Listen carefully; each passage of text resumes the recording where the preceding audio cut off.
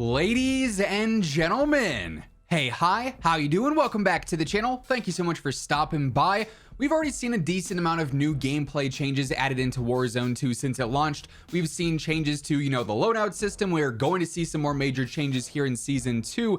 But it seems like some changes in particular happening this season are actually sort of inadvertently teasing some other major changes for the future based on player sentiment. This was a huge thing when it came to updates back during Warzone 1, pretty much throughout the Cold War and the Vanguard era, because obviously that's when things started to decline a bit for Warzone, when the player base started to snowball down a little bit because it was no longer the modern era. Some players weren't huge on the Cold War era or Verdansk 84. And then especially during Vanguard, obviously that's where a lot of players ended up not being super thrilled with the state of gameplay because they didn't like the World War II era and they didn't like Caldera versus Verdansk. So instead of having to backtrack and redo all of Verdansk in that modern era because they just couldn't back during the Vanguard era of Warzone 1, they ended up focusing more on actual gameplay dynamics where they changed things based on a lot of player feedback. And ultimately, while the player counts weren't like going crazy towards the end of Warzone 1 and Caldera in the Vanguard era,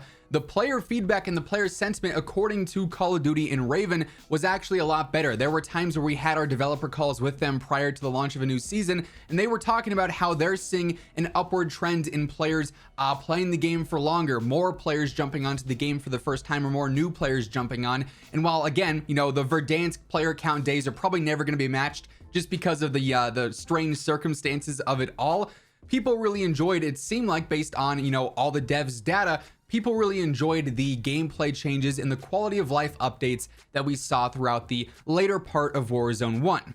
And now obviously here in Warzone 2, this game launched, and one of the main standouts, one of the main drawbacks of Warzone 2 so far is the fact that it's missing a ton of the quality of life updates that we had back during Warzone 1. A lot of the things that Raven really pushed to get out and really upgrade the overall pacing of gameplay and the feel of gameplay, nowhere to be found. And that's something a lot of players are very disappointed in. But here in Season 2, we are going to start to see the I guess, backtrack, if you will, the redoing of a lot of these quality of life updates, starting first with the portable redeploy balloons, or as they're going to be known, it seems like here in Warzone 2, the portable redeploy drones. Now, curiously enough, we talked about this a few days back. It was actually leaked that these portable redeploy balloons or drones were going to be a part of Resurgence, but actually, curiously enough, in the thumbnail for the Ashika Island reveal video, you can see there is a drone flying in the background and it's got a rope attached to it, seemingly confirming that that was there from the get-go. So something some players might have missed. But obviously, portable redeploy balloons was something that was added to Warzone 1, big quality of life update, and it went over really well according to the internal player data. And something I want to preface as we get into this larger conversation here is that most of the changes, 99% of the changes that they are going to be making for Warzone 2 are stemming from their internal data.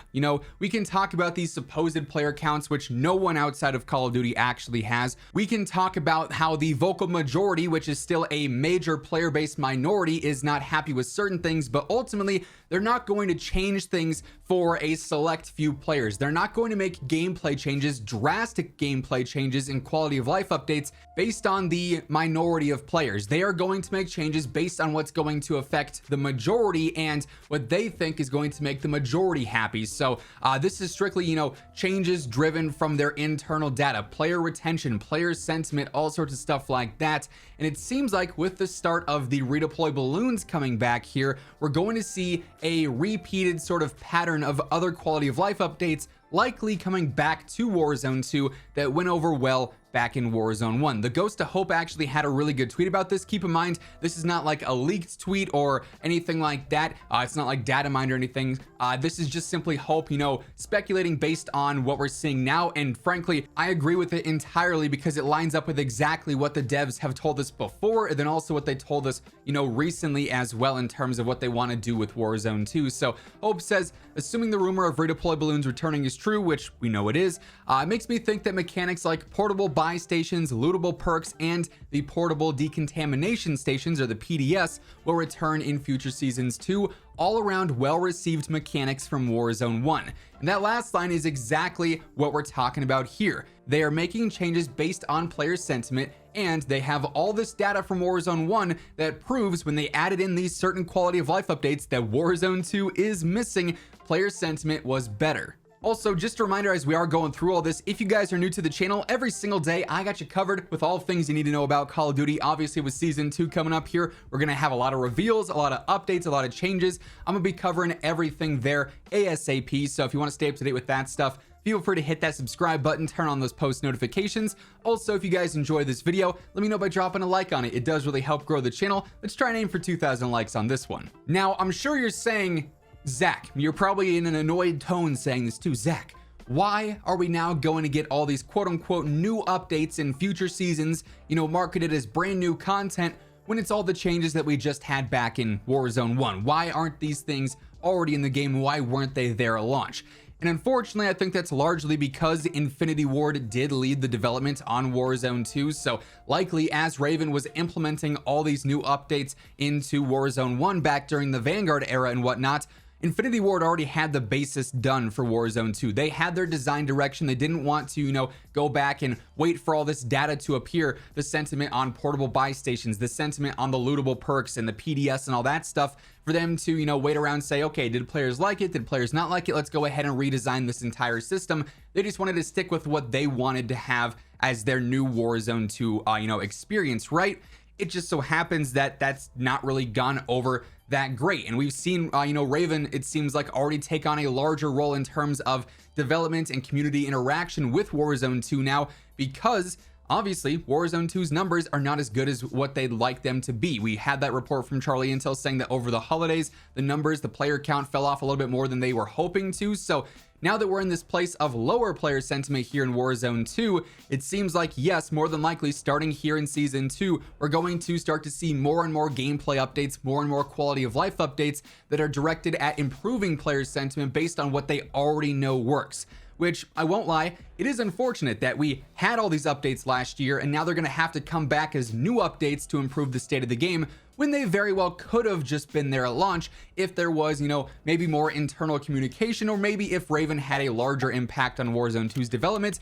That stuff we'll just never actually find out about because it's all, internal stuff. It's all in studio stuff. That stuff will never be made public, but it is what it is. It kind of sucks, but at least there is sort of that, light at the end of the tunnel here, for lack of better phrase, that these updates could actually seriously improve Warzone 2 because they did work well back in Warzone 1. And I feel like we're already seeing teases for this stuff happen. If there's portable redeploy balloons, there's probably going to be portable buy stations at some point as well.